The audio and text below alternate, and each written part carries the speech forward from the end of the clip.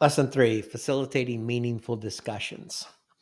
So, leading conversations that matter is important, obviously. But one of the great advantages you have is if you're mentoring someone through the Encounter Jesus um, online lessons or the Principles of Life online course, you don't have to come up with what to talk about. And actually, the courses give you a ton of structure as your guide. So every course has a guide in it, and you can print that guide out for both you and the mentee.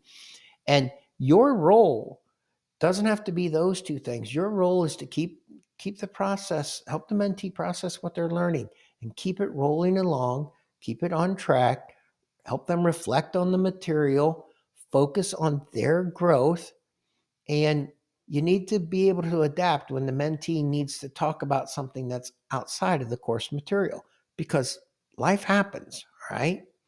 So the first point to remember is let the course structure guide you. If you follow the guide and follow the course structure, it takes so much pressure off being a mentor. They all go through the same basic process. You start by watching the lesson video together. You and the mentee, you can watch each other, engage with each other, you see each other's expressions and reactions. And then step 2, immediately after the video, go through the reflection questions. Most of the time, they will have discussion questions in the guide for each video. And you encourage them to be honest by being honest yourself. Remember, you're both walking down the same path. It just happens to be that you've walked down it before. Okay. So then a lot of times there's a journaling or writing assignment. Work on it together a little bit. And both of you do it through the week because it may be something that is done through the week. You both do it. That way you can share your thoughts and stuff when you get back together.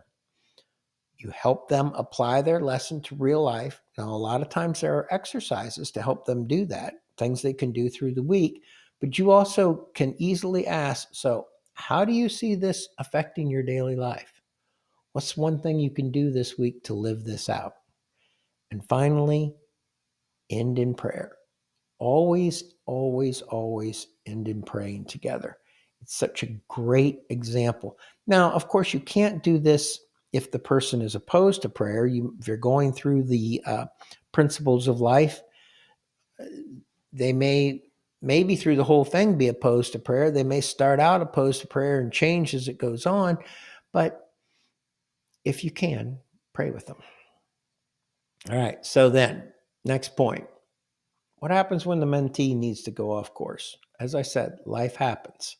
Something happened in their life and they want to talk about it. You don't need to rush back to the lesson. Okay. Sometimes some very meaningful discussions happen when it's important to them, right? Let them talk. Now, if it's completely like not really obviously important, um, you can bring them back by saying, oh, well, that's understandable, but how does that connect with what we're discussing? And be slow. Be sure when they're talking, you don't assume it's not important. Engage your listening skills of the previous lessons and ask them, what do you mean by that? And why did you say that? To make sure that this is something you need to get back to the lesson on. Or it could be you need to set the lesson aside for a week and talk about this particular situation. Start praying and do that. Okay. Um, all right. Then the next thing to remember is our goal is to make each session meaningful. And to do that, try to always end with something like, what's one thing you're walking away from this conversation with? It's a great ending question. If possible, set up some small action they can take. So, um, what's one thing you can do this week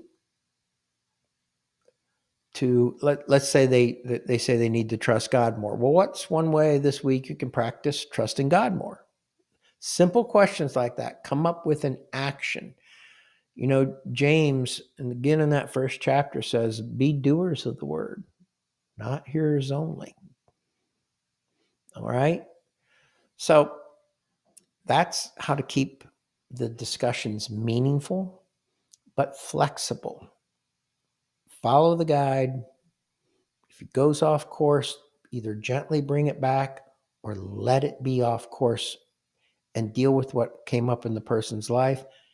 And no matter which of those happen, end it with, so what's your takeaway from this conversation? And what meaningful thing are you going to do this week? Next one, the practical side of mentorship.